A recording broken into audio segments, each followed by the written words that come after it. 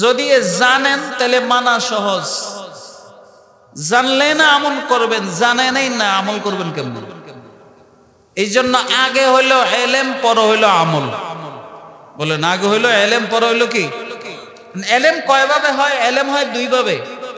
একটা হলো আপনার ভিতরে নিজেই এলেম শিখার যোগ্যতা আছে, বাস আপনি নিজে নিজে এলেম নিবেন, সে অনুযায়ী আমল করবেন। আরেকটা হলো নিজে এলেম নেওয়ার যোগ্যতা নাই, তাহলে যারা জানে এদের থেকে যায় না, সে অনুযায়ী আমল করবেন। কথা বুঝতেছেন আমার? তাহলে যারা আলেম হয়, আলেম যারা হয় তারা নিজেরা 12 বছর 15 বছর সারা জীবন এলেমের পিছনে অক্ষ করে দিয়া তারা কোরআন হাদিস থেকে এলেম জানে, সে অনুযায়ী আমল করে, এদের কোনো সমস্যা নাই। এরা আলেম হয়, এরা সমাজে অল্প কিছু হয়, কিন্তু বেশিরভাগ মানুষ সমাজের আলেম না, তারা দুনিয়ার লাইনে শিক্ষিত।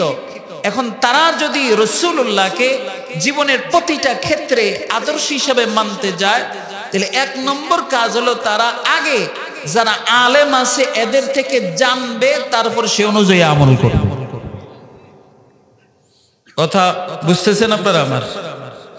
তাহলে এখন আমরা যারা এখানে উপস্থিত আছি, কিছু মানুষ আছে আলহামদুলিল্লাহ আলেম, কিন্তু আমরা বেশিরভাগই তো আলেম না। কথা বলেন ঠিক না? আলেম কারে বলে?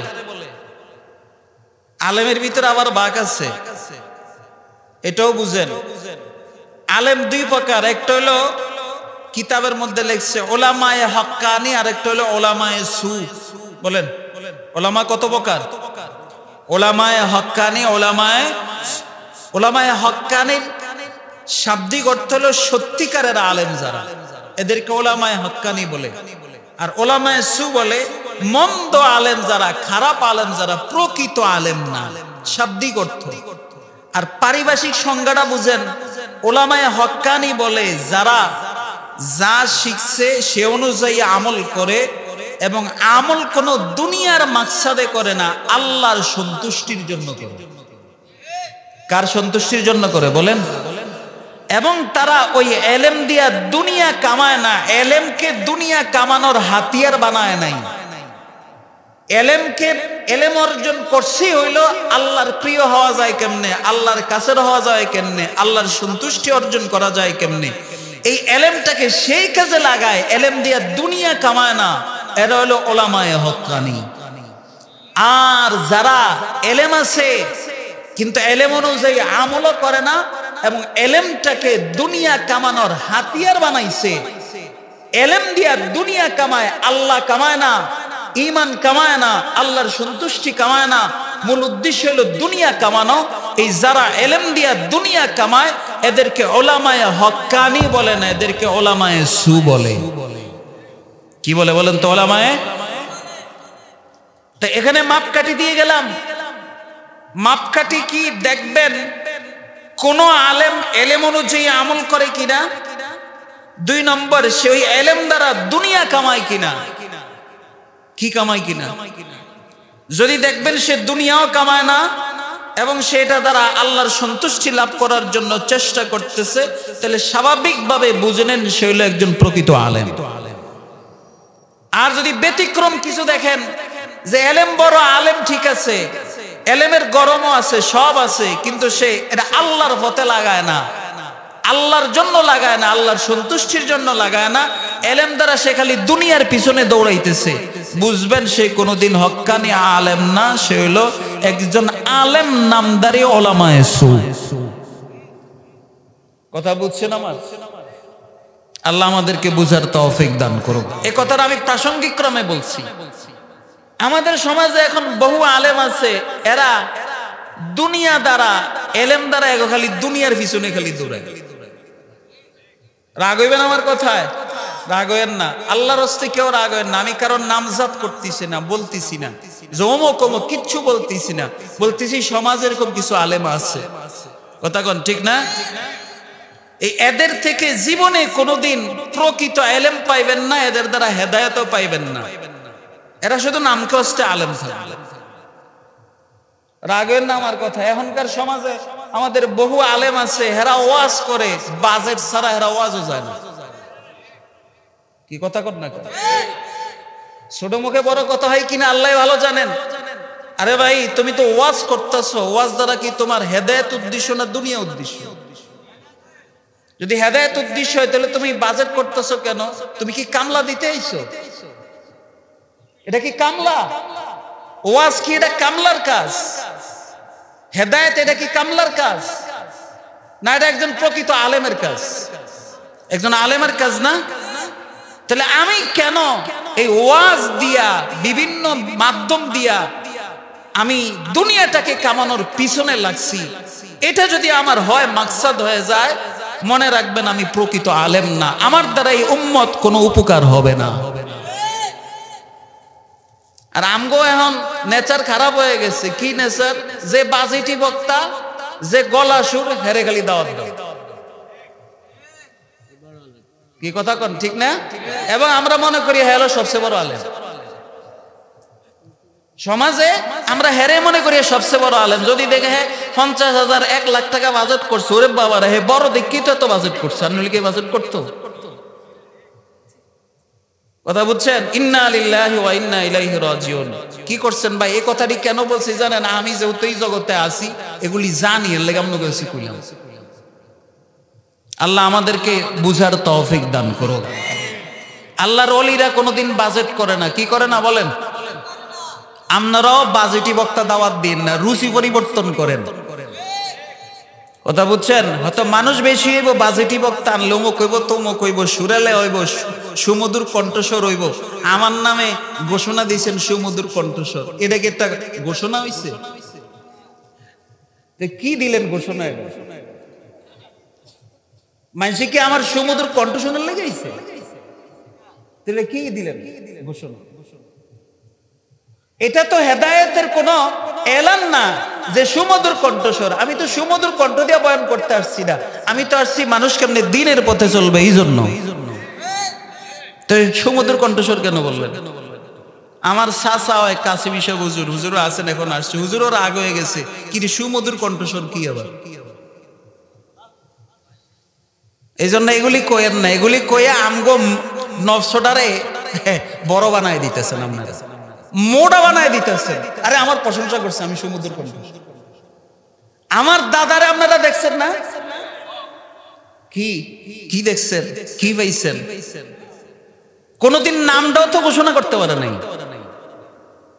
হুজুর আইছে, নাম ঘোষণা করছে যে আজকে এখন আপনাদের সামনে এই মুহূর্তে বয়ান করব উজানির মুবারক করিম ফিস সাহেব। এই কথা যদি কইছে, উনি আসতে স্টেজে তো নাইমা গাড়ি বাইতলো। কি কথা কর ঠিক না? এরকম তো করছে। শুধু তাই না, আয়া মাহফিলের সামনে দেখছে গেট একটা, কি একটা, কিরে আমি কি দুলামি? আমার লাগে গেট সাজাইছে গাড়ি ঘুরা, কেউ আনতে পারে নাই। কারণ জানেন, এটা তারে উনি উনার নফসকে দমাইছে। কারে দমাইছে বলেন? যে আমার লেগে গেট সেজে তুলে আমি বড় কিছু হয়ে গেছি, আমার নফস তো বড় হয়ে যাইতেছে, দরকার নাই এনো আমার চলে গেছে। আমার নাম এলান করছে, মানুষ কি আমার নামের লেগে আইছে না ওয়াজ উঠতে আইছে? তাহলে আমার নাম তো কি লেগে? সুমধুর কণ্ঠস্বর তো পরে, আল্লাহর ওলি কত পরে, বুজুর্গ কত পরে, নামটা ঘোষণা করলে উনি মাহফিলতে গেছে। আর আজকে আমগো নফসটা এরকম মোড়া হইছে, আমার নামের শুরুতে যদি আমনে বড় আল্লামা না লাগান তাহলে আমি মাহফিলে আইতাম না। কথা কন ঠিক কিনা? এগুলো আপনারা ইউটিউব ওয়ালারা কাটসাট করে পরে কইবেন উজানির হুজুরে কয়ে গেছে ইচ্ছা মতো। এটা আরেক জ্বালা, কোন জানি এটিরে কাটসাট করেন না, আগে পিছে মিলে কইেন, ঠিক আছে? কারণ কাটসাট করলে ভিউ বাড়বো, আপনার অমুক বাড়বো, আয় বাড়বো, কিন্তু উম্মত শেষ। আপনাকে এই কাটসাটের ভিডিওতে উম্মতের 2 গ্রুপে লাগাই দিয়ে শেষ করে দিচ্ছে। আপনি লাভবান হয়েছেন, কিন্তু উম্মতের ভিতরে ফিতনা লেগে গেছে। আল্লাহ আমাদেরকে বুঝার তৌফিক দান করো। তাহলে ওলামায়ে হক্কানি কারা? যারা এলেম দ্বারা কাকে সন্তুষ্টি করে বলেন, এবং এলেম দ্বারা কোনো দুনিয়া কামায় না। আরে ভাই, এলেম যদি প্রকৃত হয়, খেয়াল করেন, এলেম যদি আপনি আল্লাহকে সন্তুষ্ট করতে পারেন, দুনিয়া যদি উদ্দেশ্য না থাকে, তাহলে আল্লাহ দুনিয়ার মালিক, আপনি আল্লাহকে সন্তুষ্ট করেন, দুনিয়া আল্লাহ আপনার পায়ের নিচে এনে দিবে। উজানির হুজুর রহমতুল্লাহ আলাই, আমার দাদাজান রহমতুল্লাহ আলাই, এলেম নাই, আমল নাই, কিচ্ছু নাই। আরে কি বলে, এলেম ছিল না, ওনার এলেম ছিল কম, কিন্তু প্রকৃত আমলওয়ালা ছিলেন, আল্লাহওয়ালা ছিলেন, বুজুর্গ ছিলেন। উজানি মাদ্রাসায় চাকরি করছে, বহু দীর্ঘ বছর মুহতামিম ছিলেন, প্রায় 50 বছরের উপরে উনি মুহতামিমের দায়িত্ব পালন করছেন। কোনদিন এক টাকা বেতনও উজানি মাদ্রাসা থেকে নেয় না। বেতন তো দূরের কথা, এক গ্লাস পানিও খায় না। উজানি মাদ্রাসা থেকে আমার যতটুকু মনে আছে, বেতন দূরের কথা, এক গ্লাস পানিও খাইতেন না হুজুর। বিনা বেতনে, বিনা স্বার্থে খেদমত করে গেছে। অন্য কোনো আয়ের আর উৎস হুজুরের নাই, কিন্তু এই লোকটায় সারা জীবন রাজার হালতে চলে গেছে। কিসের হালতে চলছে বলেন? কেমনে চলছে? ওই আল্লাহরে খুশি করাই দিছে, আল্লাহরে রাজি করে ফেলছে, বাস আল্লাহ দুনিয়াকে তার পায়ের নিচে এনে দিছে। এই জন্য হুজুর বলতেন, মাল্লাহুল মাওলা ফালাহুল কুল, যার জন্য মাওলা হয়ে যায় সারা পৃথিবীর সবকিছু তার হয়ে যায়। তা আমি আমার এলেম দ্বারা মাওলাকে রাজি করি, মাওলাকে সন্তুষ্ট করি, ইনশাআল্লাহ মাওলা দুনিয়াকে আমার পায়ের নিচে এনে দিবে।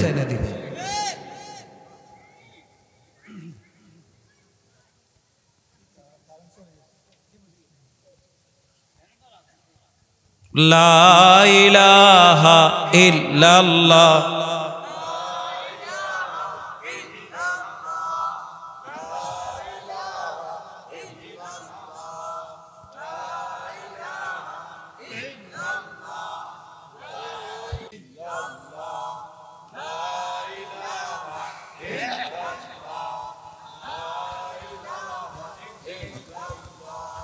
লা ইলাহা ইল্লাল্লাহ,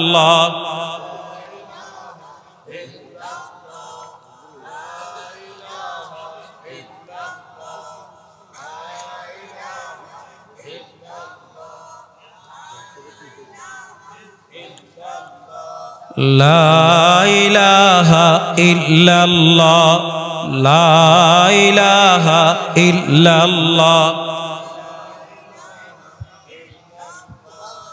লা ইলাহা ইল্লাল্লাহ, লা ইলাহা ইল্লাল্লাহ, লা ইলাহা ইল্লাল্লাহ, লা ইলাহা ইল্লাল্লাহু মুহাম্মাদুর রাসূলুল্লাহ সাল্লাল্লাহু আলাইহি ওয়াসাল্লাম। মোহতারাম হাজিরিন, আসল কথায় আসি। বলতেছিলাম, রসুলকে আদর্শ হিসাবে গ্রহণ করতে হলে রসুলের 23 বছরের জিন্দেগিটা আগে আমাকে জানতে হবে, তাইলে আমল করা সহজ। কেমনে জানবেন? নিজের যোগ্যতায় এলেম দিয়া, নিজের যোগ্যতায় কোরআন হাদিস থেকে জানবেন। আর যদি সেই যোগ্যতা না হয়, তাহলে যারা জানে তাদের থেকে যাই না, সে অনুযায়ী আমল করব, নাকি? এখন আসেন, আমি রাসূলুল্লাহর জীবনের একটা দিক নিয়ে একটু আলোচনা করি, যাতে আমাদের জন্য আমল করা সহজ হয়। রাসূলুল্লাহর 23 বছরের জিন্দেগির একটা দিক ছিল রাসূলুল্লাহর সুন্নত। কি বলেন তো? এই সুন্নত হলো রাসূলুল্লাহর 23 বছরের জিন্দেগির একটা পার্ট, একটা দিক। এই সুন্নত নিয়ে একটু আলোচনা সংক্ষেপে। প্রথম আলোচনা, যে সুন্নত বলতে কি বোঝায়, সুন্নতের সংজ্ঞা কি, সুন্নতটা কি। কোরআন হাদিসের, বিশেষ করে হাদিস শরীফের যত জায়গায় সুন্নত আসছে শব্দগুলি, এই সুন্নত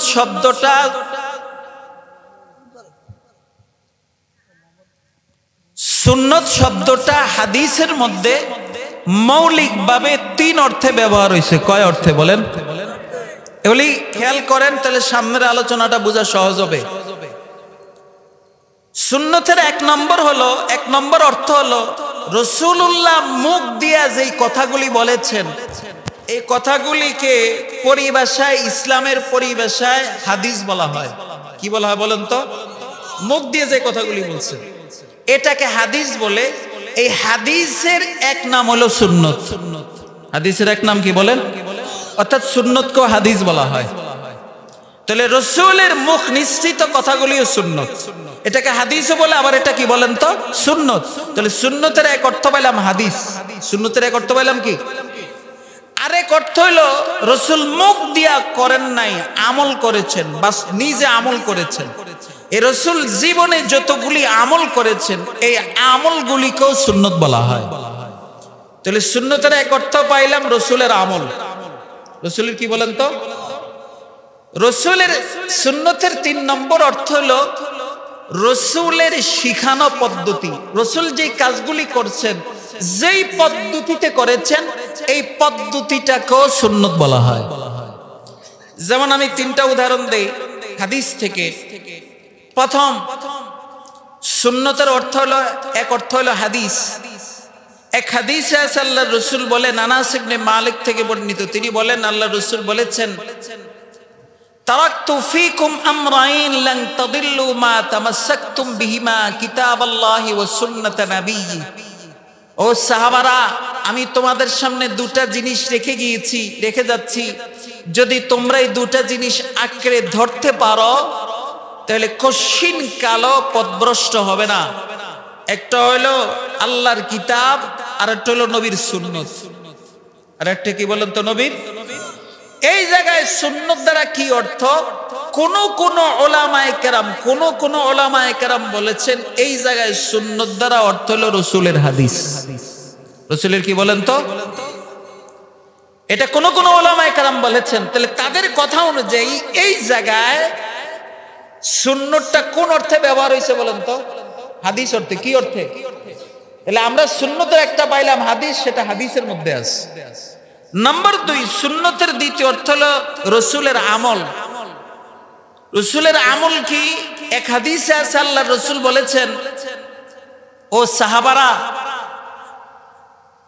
আমি আল্লাহ তাআলা তোমাদের জন্য দিনের রোজা ফরজ করেছেন আর রাত্রের তারাবি সুন্নত করেছেন। কি বলেন তো, রমজানের দিনের রোজা আর রাত্রের তারাবি। এখানে রাত্রের তারাবি সুন্নত করেছেন, এই কথার অর্থ কি? অর্থাৎ রাত্রে তারাবি পড়া এটা আমি নবী মুহাম্মদের আমল। নবী মুহাম্মদের কি, এটা নিয়ে কথা বলবো পরে, যেহেতু রমজান আইসা গেছে। তারাবি পড়তে হয় কি হয় না, পড়লো কত রাকাত পড়তে হয়, এগুলি নিয়ে একটা লম্বা কথা আছে, ঠিক না? এগুলি ওলামায়ে কেরাম থেকে জেনে নিবেন, এখানে আলোচনা করলে আমি সময় কভার করতে পারবো না। তাহলে 1 নম্বর 2 নম্বর সুন্নতের কি অর্থ পাইলাম বলেন তো, রসুলের আমল। রসুলের কি, যেমন এই হাদিসের মধ্যে আল্লাহর রাসূল বলেছেন দিনের রোজা ফরজ, রাত্রের তারাবি সুন্নত। এখানে সুন্নত দ্বারা অর্থ কি, রসুলের আমল। সুন্নতের 3 নম্বর অর্থ রসুলের শিখানো পদ্ধতি। কি বলেন তো, আরে কথা বলে না কে, রসুলের। যেমন এক হাদিসে আছে আল্লাহর রাসূল বলেছেন,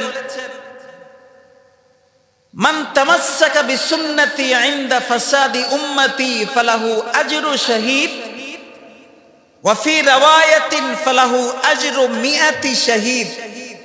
ওলামায়ে কেরাম যেহেতু এখানে আছেন, এখানে একটু সনদি আলোচনা করব সংক্ষেপে।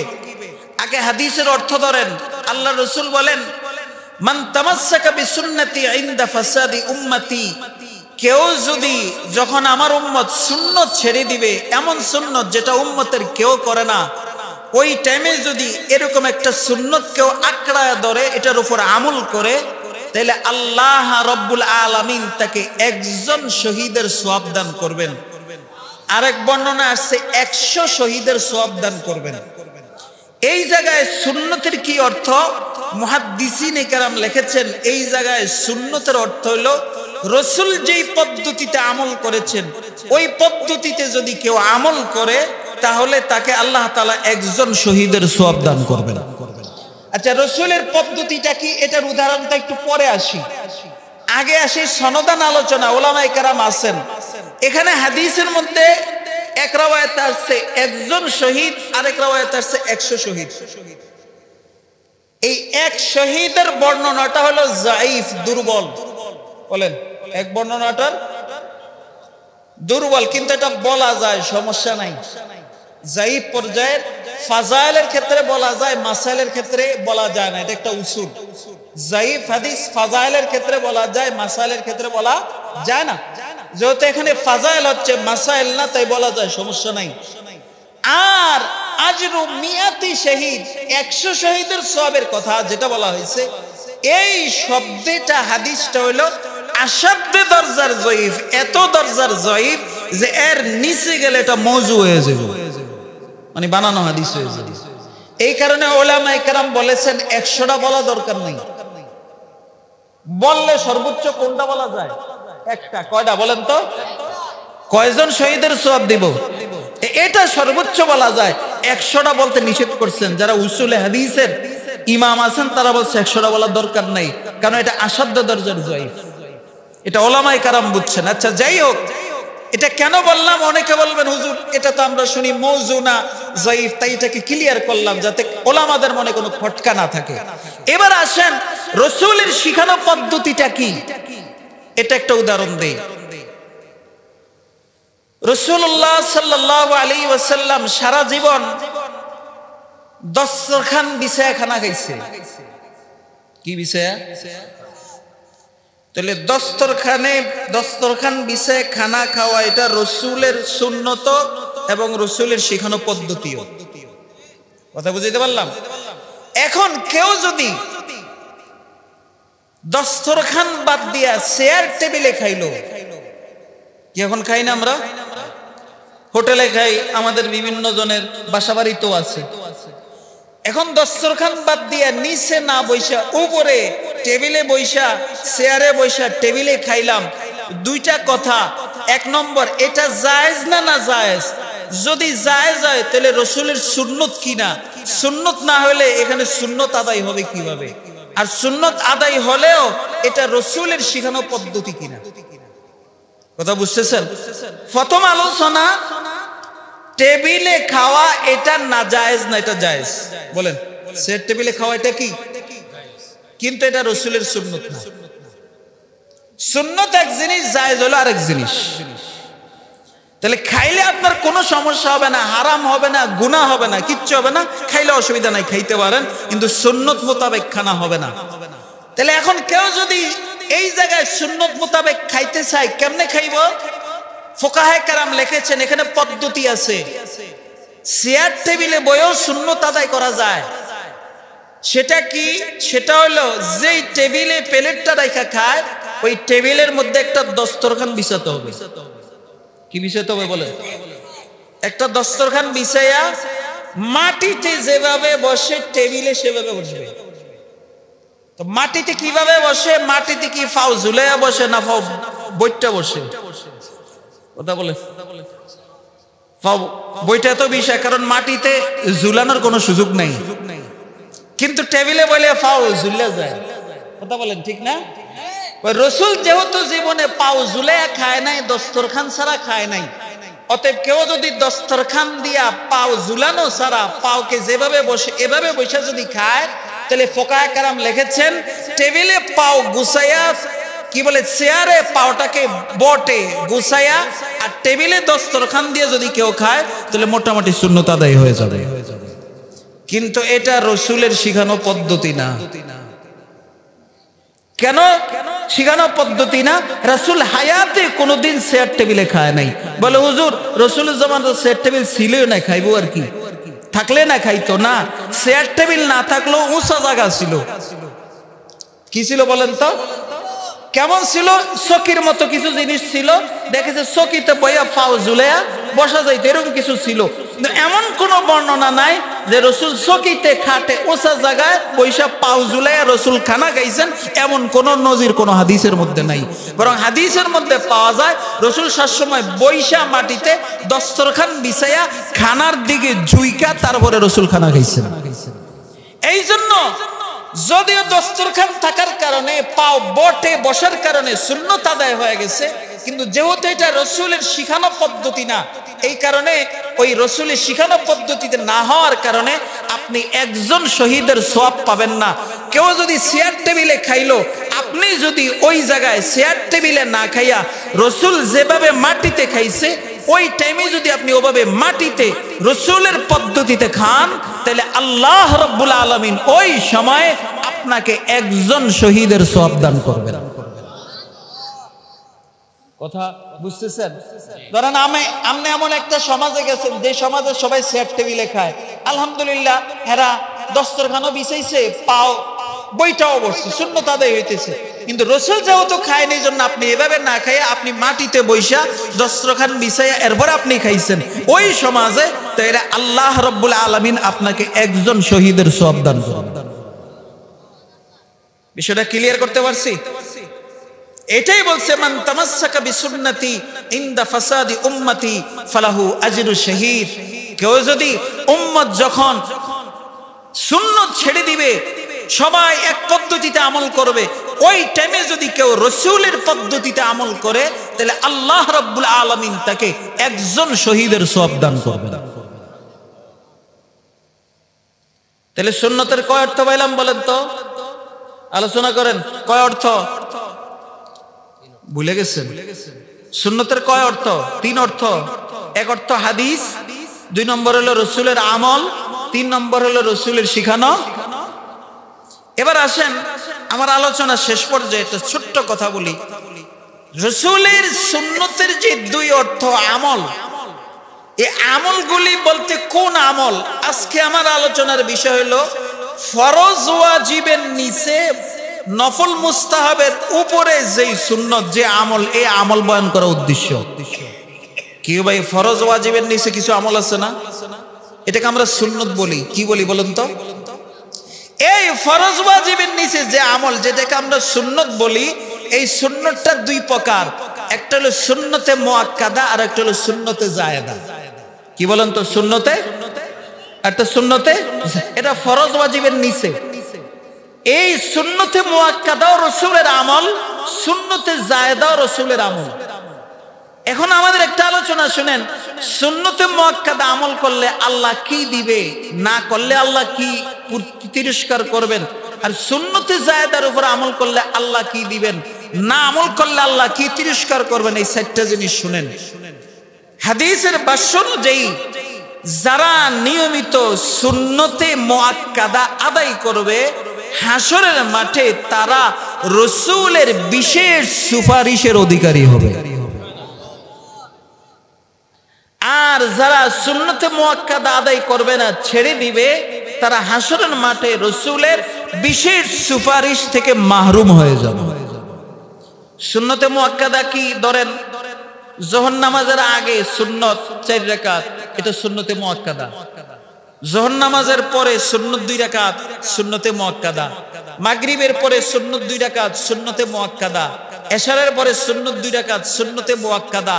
ফজরের আগে সুন্নত 2 রাকাত, সুন্নতে। এগুলি যদি আপনি কন্টিনিউ আদায় করেন, কি হবে? রসুলের হাদিসের ভাষ্য অনুযায়ী হাসরের মাঠে আপনি রসুলের বিশেষ সুপারিশের অধিকারী হবেন। বিশেষ সুপারিশ কি? হাসরের মাঠে রসুলের 2 ধরনের সুপারিশ হবে। একটা সুপারিশকে বলা হয় শাফাতে আম্মা বা শাফাতে কুবরা, আরেকটা সুপারিশ হলো শাফাতে খাসা বা শাফাতে সুগরা। একটা ব্যাপক সুপারিশ, বড় সুপারিশ, আর একটা বিশেষ সুপারিশ, ছোট সুপারিশ। বড় সুপারিশ কি? আপনারা উলামায়ে কেরামের জবানে শুনছেন যে হাসরের মাঠে আল্লাহ রাব্বুল আলামিন সূর্যকে বনি আদমের মাথার উপর আইনা তাদেরকে সূর্যের হিটের ভিতরে শাস্তি দিবেন, হিসাব নিবেন না। তখন এই সূর্যের হিটের কারণে বনি আদম পাগল হয়ে যাবে যে আল্লাহ হিসাব নেয় না কেন, আমরা তো সূর্যের হিট সহ্য করতে পারতেছি না। আমি সংক্ষেপে বলতেছি, তখন সকল নবীর কাছে যাবে যে ও নবীরা আল্লাহকে বলেন তাড়াতাড়ি একটু হিসাবটা নিতে, আল্লাহ তো নেন না। তখন সকল নবীরা নাফসি নাফসি বলবে। সবার কাছে ব্যর্থ হয়ে নবী মুহাম্মদ সাল্লাল্লাহু আলাইহি ওয়াসাল্লামের কাছে আসবেন। তখন নবী মুহাম্মদ বলবেন, হ্যাঁ হ্যাঁ আমি আজকে সুপারিশ করব এবং আল্লাহ আজকে আমার সুপারিশ কবুল করবেন। তখন আল্লাহ রাসূল সিজদা করে বলবেন, আল্লাহ আপনি আপনার গোলামের হিসাব নেন, তার সূর্যের হিট সহ্য করতে পারতেছে না। তখন এই নবীর সুপারিশে আল্লাহ রাব্বুল আলামিন জালালের সিফত থেকে নেমে জামালের সিফতে এসে বনি আদমের হিসাব শুরু করবেন। এই শাফাতটাকে বলা হয় শাফাতে কুবরা। কি বলা হয় বলেন তো? শাফাতে আর শাফাতে সুগরা কি? হাসরের মাঠে এই শাফাত সবার জন্য হইব না, শুধু নবীর উম্মতের কিছু বিশেষ মানুষের জন্য হবে। যেগুলির নবী হাসরের মাঠে কিছু কিছু মানুষের জন্য করবেন, সবার জন্য করবেন না। এই সবার জন্য না হইয়া কিছু কিছু মানুষের জন্য যে সুপারিশটা হবে, এই সুপারিশটাকে বলা হয় শাফাতে খাসা বা শাফাতে সুগরা। যেমন একটা উদাহরণ দেই, এক হাদিস থেকে হযরত ওমর ইবনুল খাত্তাব রাদিয়াল্লাহু তাআলা আনহু থেকে বর্ণিত। তিনি বলেন, একবার আল্লাহর নবী বললেন, ও সাহাবারা, আল্লাহ রাব্বুল আলামিন আমার উম্মত থেকে 70,000 মানুষকে বিনা হিসাবে জান্নাত দিবেন, এদের কোনো হিসাব হবে না। কত হাজার? হযরত ওমর যখন এই কথা শুনলেন, তখন আল্লাহর নবীকে বললেন, ওগো আল্লাহর নবী, আপনার উম্মত তো 70,000 না, কোটি কোটি বিলিয়ন বিলিয়ন, যেটার কোনো হিসাব নাই। তো 70,000-এর সংখ্যাটা একটু কম হয়ে গেছে না? আপনি যদি আল্লাহর কাছে একটু সুপারিশ করতেন, আল্লাহ যদি এই সংখ্যাটা আরো বাড়ায় দিত, তাহলে আপনার উম্মত, অনেক উম্মত উপকৃত হতো। তখন আল্লাহর রাসূল বলেন, ওমর, আমি তো আল্লাহর কাছে সুপারিশ করেছি। কি? আমি বলেছি, আল্লাহ 70,000-এর সংখ্যাটা কম হয়, সবার দরকার নাই, আপনি সংখ্যাটা আরেকটু বাড়ায় দেন। যাদের কি হবে না, কোনো হিসাব, বিনা হিসাবে যারা জান্নাতে যাবে, এদের কোয়ালিটি আছে। ইনশাআল্লাহ আল্লাহ তৌফিক দিলে আরো কোনো বর্ণনা বয়ান করব, এরা কোন কোয়ালিটি যারা বিনা হিসাবে জান্নাতে যাবে। তখন হযরত ওমর বলেন, আপনি যে সুপারিশ করছেন, তখন আল্লাহ কি করছে? আল্লাহ আমার সুপারিশ কবুল করছে। কিভাবে?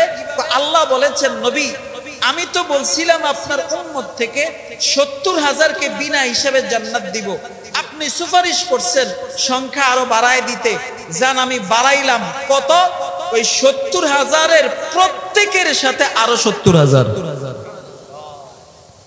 70,000-এর প্রত্যেকের সাথে আরো কত? এই 70,000-এর প্রত্যেকটাকে 70,000-এর লগে গুণ দেন, দেখুন তো কত হয়। ক্যালকুলেশন আইব না। কিন্তু এটা সবাই না, এটা অল্প কিছু। কয়জন হয়েছে বলেন তো? অল্প কিছু, হয়তো 4,90,00,000 মনে এরকম আসে। কত?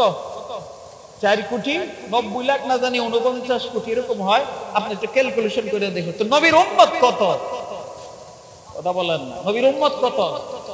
এটা কোনো হিসাব আছে? কেউ হিসাব দিতে পারবে? কিয়ামত পর্যন্ত কেউ হিসাব দিতে পারবে না। তাহলে এই জায়গায় যে নবীর হিসাবটা, সুপারিশটা হইছে, কি সবার জন্য হইছে না কিছু বিশেষ লোকের জন্য হইছে? এই বিশেষ লোকের জন্য যেই শাফাত হবে, এটাকে বলা হয় শাফাতে খাসা। হাসরের মাঠে নবী এরকম কিছু বিশেষ লোকের জন্য সময়ে সময়ে সময়ে সময়ে সুপারিশ করবেন। এই সুপারিশটাকে বলা হয় শাফাতে খাসা। কয় যারা নিয়মিত সুন্নতে মুআক্কাদা আদায় করবে, জীবনে কোনোদিন ছাড়বে না, তারা হাসরের মাঠে নবীর এরকম বিশেষ শাফাতের অধিকারী হবে। আর যদি ছাইরা দেন, তাহলে হয়তো ফরজ ওয়াজিব আদায় করছেন, জান্নাতে যাইবেন, জাহান্নাম থেকে বাঁচছেন, কিন্তু নবীর শাফাত পাইতেন না। শাফাত পাইতে হইলে সুন্নতে মুআক্কাদার পাবন করতে হবে। এখন আমগো সমাজে কিছু লোক আছে, এরা নতুন আবিষ্কার হয়েছে, সৌদি আরব গেছে, মধ্যপ্রাচ্য গেছে, বিভিন্ন দেশে গেছে, রিয়াল কামাইতো। কি কামাইতো? রিয়াল কামাইতে যাইয়া, রিয়াল তো যদ্দুর পাইছে পাইছে, বাকি কিছু নতুন জিনিস লই আইছে বাংলাদেশে। সেটা কি? একটা হলো রফে আদায়, আতু ডান, আর একটা হলো জোরে জোরে আমিন করন। জোরে জোরে কি করেন বলেন তো? জোরে আমিন করন, 2 হাত উঠান, আর হলো সুন্নত ছেড়ে দেওয়ান। সুন্নত পড়ে না, কথা বুঝছেন? জোহরের আগেও সুন্নত পড়ে না, কোনো সুন্নতে পড়ে না, কোন রকম ফরজ নবীরে জায়গা আসেনি। ফতোয়া দেয় কি জানেন? কি রে সুন্নত ফরজ না? কই সৌদি আরব দেখাইছি। কই দেখাইছি? কই সৌদি আরব দেখাইছি, এরা সুন্নত পড়ে না। তোরা কি সৌদি আরবের তো বেশি বুঝোস? নবীর দেশ, নবী হেয়া লাগাতাইছে, নবী মক্কা শরীফে ছিল, এই মক্কা শরীফে দেখছি সুন্নত পড়ে না, মদিনা শরীফ এনে দেখছি সুন্নত পড়ে না। তোরা কি নবীর দেশের মানুষের তো ইসলাম বেশি বুঝোস? ফতুয়া কি কোন তো? গেছে রিয়াল কামাইতো, লই আইছে তর্কে সুন্নত। কথা বুঝছেন? যেটা আনার কথা এটা নাই, না আরেকটা লই আইছে। এখন এখানে এই জন্য এই সমাধানটা দরকার। আসলে কি, তারা যেই কথাটা বলে যে ওই দেশের সুন্নত পড়ে না, এটার জবাবটা কি? জবাবটা জানা দরকার না? কথা বলেন, জানা দরকার আছে নি? এটার জবাব হলো দুইটা। নাম্বার এক, শরীয়তের দলিল সৌদি আরব না কোরআন সুন্নাহ? কথা কোন? আল্লাহ রসুল কি বলে গেছে আমি তোর সামনে কোরআন রেখে গেলাম আর সৌদি আরব রেখে গেলাম? এই কথা কইছি না আল্লাহ। তো তুমি শরীয়তে সৌদি আরবের দলিল দাও আমার দেশে আয়া? এটা তো দলিল না। কোরআন সুন্নাহ হলো দলিল। আর সুন্নাহ কই সুন্নত পড়ো, কি পড়ো বলেন তো? এক নম্বর জবাব। দুই নম্বর জবাব হলো সুন্নত পড়ে না কে কইছে? তুমি দেখছো সুন্নত পড়ে না, আসলে আমিও দেখছি সুন্নত পড়ে না, কিন্তু সুন্নত পড়ে না কি লেগে এটার একটা কারণ আছে। আমি একদিন এক শায়েখরে জিজ্ঞেসি, এরকম বড় দাড়ি, তার রুমাল দেওয়া, খুব আল্লাহওয়ালা বুজুর্গ তাসবিহ লইয়া আছে, তারা আমি দেখলাম হেরেম শরীফে আইছে, এই একটু আগে দিয়া নামাজের আগে দিয়ে আইসা জামাতে শরীক হইছে, নামাজ শেষে সে আবার রওনা দিছে। তা আমি তারা ডাক দিছি, শায়েখ আমি একটু কথা বলতে চাই আপনার সাথে। আমার মনে মনে ইচ্ছা ছিল এই কথাটা জিজ্ঞাসা।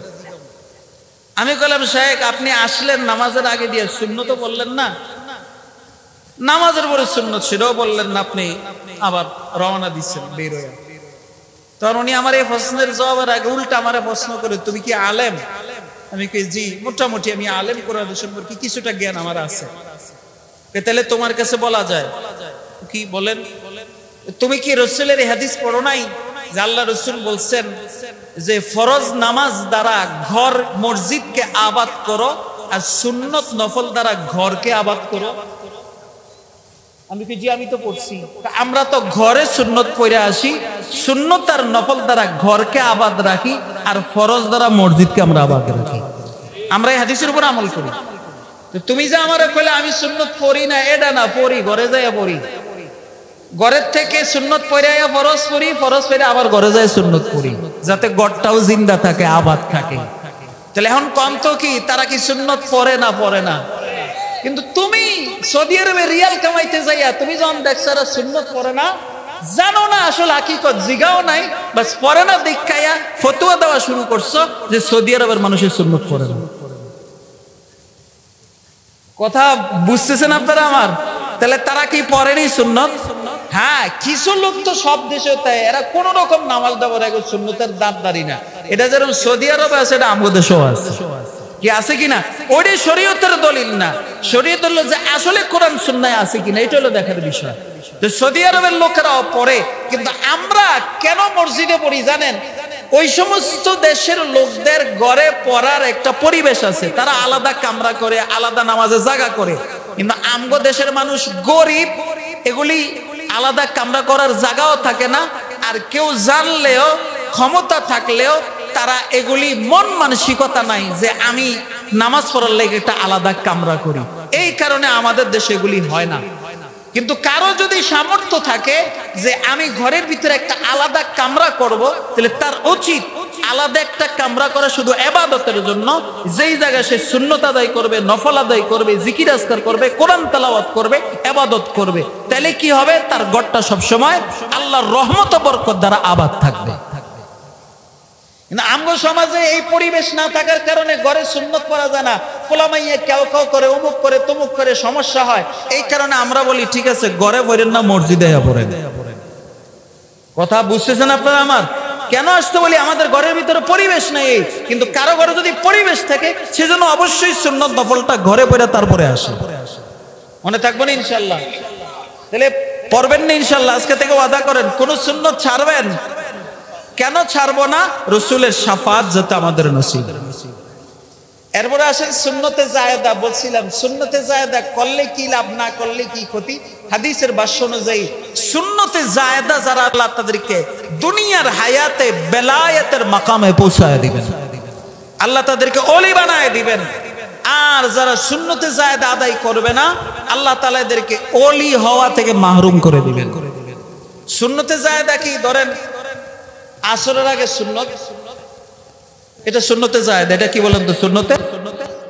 এরপরে ইশরাকের নামাজ, তাহাজ্জুদের নামাজ, চাশতের নামাজ, আওয়াবিরের নামাজ, এগুলি সব সুন্নতে জায়েদা। এগুলি সুন্নতে মুআক্কাদা না। পড়লে কি লাভ হবে? আপনি আল্লাহর ওলি হয়ে যাবেন। আর যদি না পড়েন তাহলে বেলায়েত থেকে আপনি মাহরুম হয়ে যাবেন। কিন্তু এটা জান্নাত জাহান্নামের লগে যাওয়ার লগে এটার কোনো সম্পর্ক নাই। জান্নাত জাহান্নামে যাইতে হইলে গুনাহ থেকে বাঁচতে হবে, ফরজ ওয়াজিব আদায় করতে হবে, তাহলে জাহান্নাম থেকে বাইসা জান্নাতে যাইতে পারবেন। কিন্তু নবীর শাফাত পাইতে হইলে সুন্নতে মুআক্কাদা লাগবে। দুনিয়ার হায়াতে বেলায়েতের মাকামে পৌঁছতে হইলে সুন্নতে জায়েদা লাগবে। আল্লাহ রাব্বুল আলামিন আমাদেরকে নবীর সুন্নতে মুআক্কাদা জায়েদাকে আদায় কইরা হাসরের মাঠে নবীর শাফাত, দুনিয়ার হায়াতে বেলায়েতের মাকামে উন্নতি হওয়ার তৌফিক দান করুক। আমিন আমিন। সুবহানাল্লাহি ওয়া বিহামদি, সুবহানাকাল্লাহুম্মা বিহামদিকা, আশহাদু আল লা ইলাহা ইল্লা আনতা আস্তাগফিরুকা ওয়া আতুবু ইলাইক। আসসালামু আলাইকুম ওয়া রাহমাতুল্লাহি ওয়া বারাকাতুহু।